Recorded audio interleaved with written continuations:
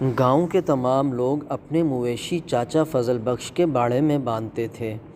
انہیں گاؤں کے تمام بچوں سے بے حد محبت تھی۔ ان کے پاس ایک بھیڑ تھی جسے انہوں نے بچپن سے پالا تھا۔ وہ کسی بچے کو اسے ہاتھ نہ لگانے دیتے تھے۔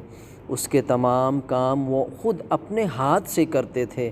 وہ بھیڑ انہیں اپنے بچے کی طرح عزیز تھی۔ چاچا اسے پیار سے بھوری کہتے تھے۔ بقرہ عید کی آمد تھی۔ اکثر گھروں کی طرح جنید اور عاشر کے گھر بھی گائے اور بکرے آئے۔ وہ اپنے جانوروں کے ساتھ اتنے مگن ہو گئے کہ چاچا فضل بخش کے باڑے جانے کا خیال تک نہ آیا۔ عید ختم ہوتے ہی دونوں نے باڑے کا رخ کیا۔ چاچا ہمیشہ کی طرح جانوروں کی دیکھ بھال میں مصروف تھے۔ عاشر اور جنید بھی ان کی مدد کروانے لگے۔ چاچا، بھوری کہاں ہے؟ نظر نہیں آ رہی؟ عاشر نے پوچھا۔ جنید نے بھی سوالیہ نظروں سے انہیں دیکھا۔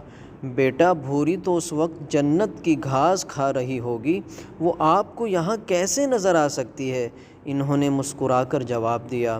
کیا مطلب چاچا؟ دونوں نے حیرت سے پوچھا۔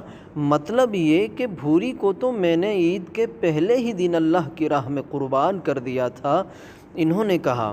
لیکن چاچا، وہ تو آپ کو بے حد عزیز تھی، آپ نے تو اسے اس کے بچپن سے پالا تھا نا؟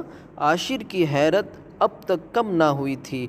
بیٹا، یہی تو قربانی کا اصل مفہوم ہے کہ اپنی ہر دل عزیز شے اللہ کی راہ میں قربان کی جائے۔